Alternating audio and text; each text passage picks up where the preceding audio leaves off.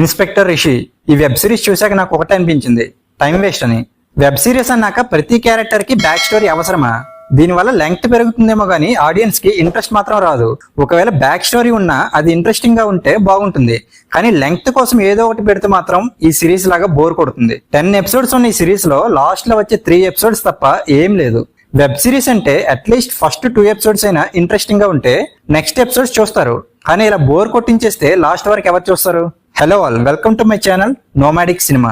ఇక కథలోకి వస్తే, కోయంబత్తూరులో తేంకాడు అనే ఓ దట్టమైన అటవీ ప్రాంతంలో నివసిస్తున్న ప్రజలు అనుమానాస్పదంగా మరణిస్తుంటారు. మరి ఆ మిస్టరీని ఛేదించేందుకు క్రైమ్ బ్రాంచ్ ఇన్స్పెక్టర్ రిషినందన్ అలాగే సబ్ ఇన్స్పెక్టర్ అయ్యనార్, చైత్రలు ఇన్వెస్టిగేషన్ స్టార్ట్ చేస్తారు.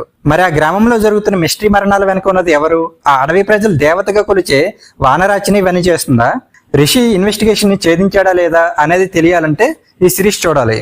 ఇది ఒక హర్రర్ మిస్టరీ థ్రిల్లర్, కానీ ఇందులో హర్రర్ మిస్ అయింది. అలాగే థ్రిల్ కూడా అంత గొప్పగా ఏం లేదు. ఇందులో వచ్చే సీన్స్ ఆల్రెడీ మనం చాలా చూసేసాం, కొత్తగా అయితే ఏం లేదు. ఇన్స్పెక్టర్ రిషిగా Naveen Chandra serious and intense role లో అలాగే ఎమోషనల్ సీన్స్ లో చాలా బాగా చేశారు. అశ్వత్ బ్యాక్గ్రౌండ్ మ్యూజిక్ చాలా బాగుంది. అలాగే ఫారెస్ట్ బ్యాక్ డ్రాప్ లో భార్గవ్ శ్రీధర్ కెమెరా వర్క్ కూడా బాగుంది. ఇంకా డైరెక్టర్ జేఎస్ నందిని మంచి హర్రర్ థ్రిల్లర్ సిరీస్ తీయాలని ట్రై చేశారు, కానీ డిసప్పాయింట్ చేశారు. ఓవరాల్ గా సిరీస్ గురించి చెప్పాలంటే, ట్రైలర్ చూసి ఒక అదిరిపోయే హర్రర్ థ్రిల్లర్ చూస్తాం అనుకుంటే బోరింగ్ థ్రిల్లర్ ని చూపించారు.